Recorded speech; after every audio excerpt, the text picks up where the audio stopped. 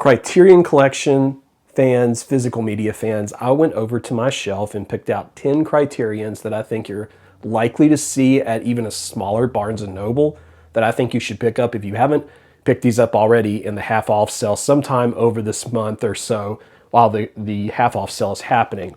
I went purely by instinct and love of these films that I have a great admiration for. So some of these I've recommended before, starting with The Big Heat. This is my favorite film noir.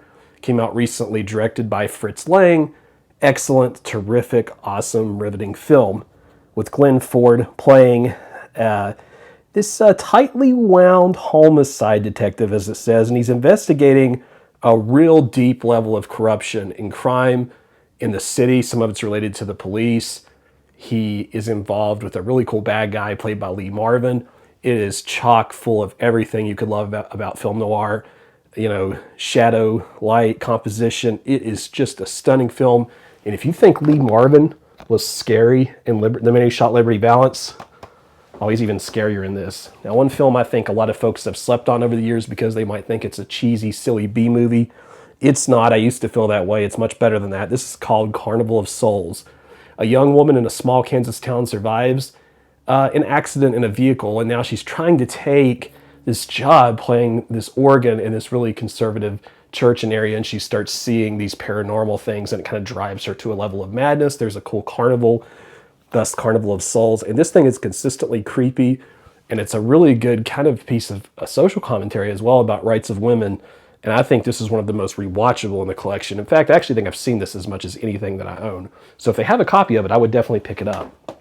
My next recommendation is a really divisive film that I happen to think is a masterpiece, and some people absolutely hate this, but if nothing else, it's artistically brilliant, even if you don't love the plot. This is called Lost Highway by David Lynch, a mesmerizing meditation on the mysterious nature of identity. This was apparently his 7th film. So Patricia Arquette and Bill Pullman are, gosh, like how do you even describe the film? They are concerned about possible break-ins in their home.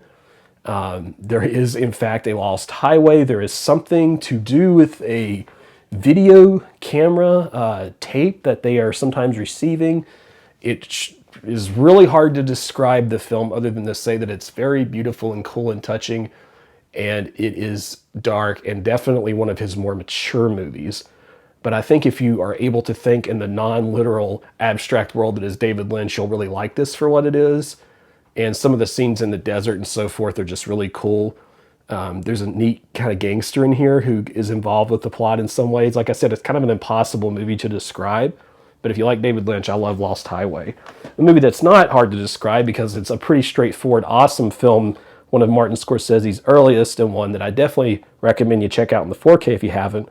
This was his real breakthrough film in my mind, Mean Streets, with Robert De Niro and Harvey Keitel. And Harvey Keitel is kind of a local, sort of in-between guy working with the mob, but his relative, Charlie, is just this real volatile, I think they're related, right? He's just this real volatile young guy, gets a lot of trouble, owes a lot of bills to a lot of people, and the whole, some of this was based on stuff that Scorsese really knew about, and I think this is where he sort of got more personal with his filmmaking.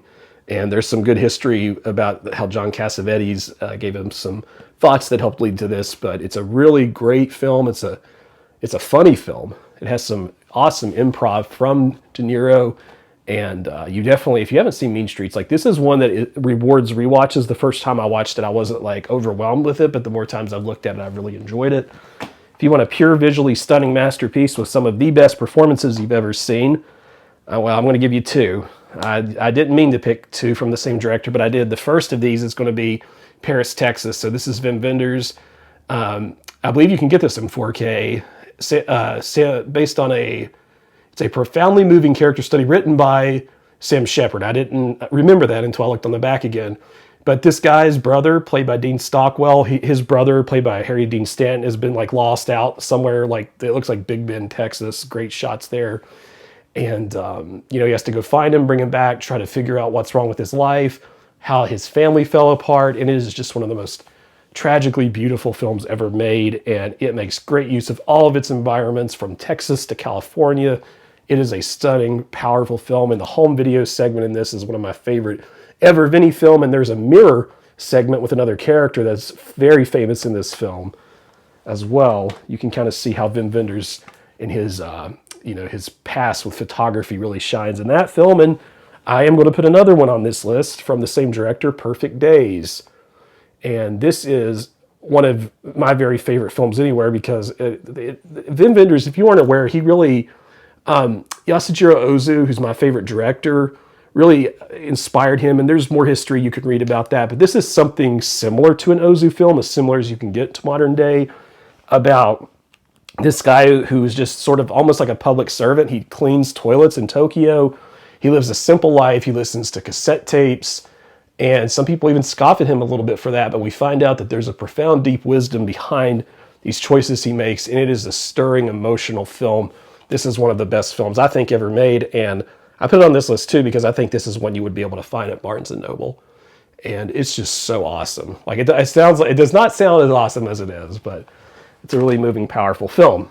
Now, moving along here, you want a 4K, awesome, all-time great. If folks, pick up Seven Samurai if you haven't.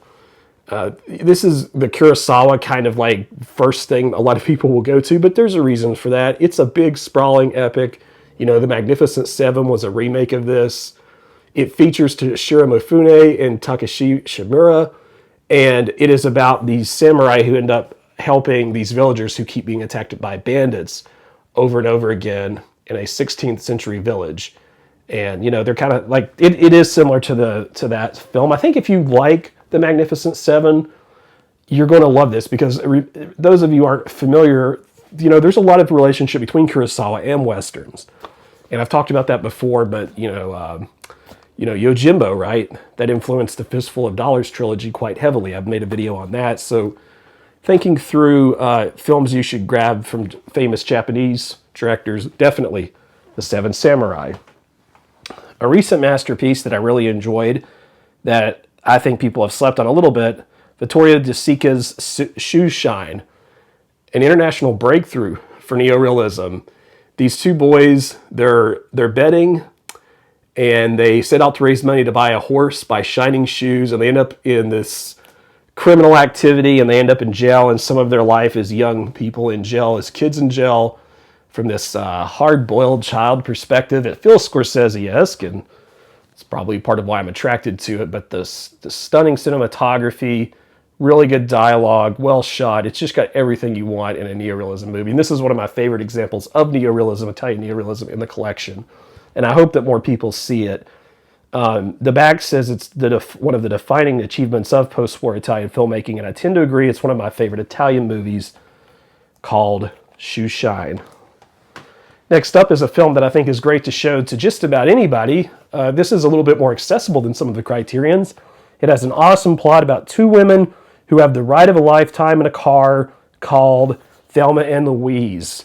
And this has one of the best pairings of women. There's another film I talked about recently called Celine and Julie Go Boating. Similar, great chemistry in that one. But they end up kind of on the run a little bit because of some things that happen. And they're just two gal pals who have a great time driving around out in the deserts and so forth on this odyssey, eluding police and seeking freedom. And it is a real liberating, exuberant movie that I think you're going to love, with a really terrific ending and some awesome shots of nature if you like the national park kind of thing as much as I do. Next up, one of my favorite releases of this year that I'm going to talk about any chance I get, one of the prettiest films. I think Patton Oswalt said in one of the extras for Criterion, it's almost like you could lick the wallpaper because it looks like candy or something in this film. I know that sounds weird and maybe a little bit gross, but I really enjoyed and cannot wait to watch again The Umbrellas of Cherbourg. And this, Catherine Deneuve launched her stardom in this musical, and it's in French, and I thought, I don't mind subtitles, but I thought that might distract a little bit, from the movies, but it didn't, or enjoying the movie, but it didn't. This was really great. This person that she's in love with, he's getting shipped off to fight elsewhere, and in Algeria, and so it kind of disrupts the relationship. But the use of colors and the umbrellas, like all that's really neat and vibrant, and it's just a beautiful film with a great shot in the snow. There's this part with this gas station in snow that's really pretty. This is one of the great musicals out there. I highly encourage you to watch this. I have a whole review of that as well on my channel if you want to check that out. And one of my all-time favorite sort of science fiction films, and probably my favorite Cronenberg, if I had to, probably my favorite Cronenberg, Videodrome. Max Rimm, played perfectly by James Woods in a perfect role for him, is looking for kind of controversial, gross, smutty TV material, and he finds this thing called Videodrome. But he doesn't realize that what he's tapped into here isn't just gross, obnoxious, erotic footage. It's a more powerful kind of entity. And so he gets lost in this world of this entity, of this whatever Videodrome is. And it is a great example of how to use, science fiction as great social commentary, great political commentary.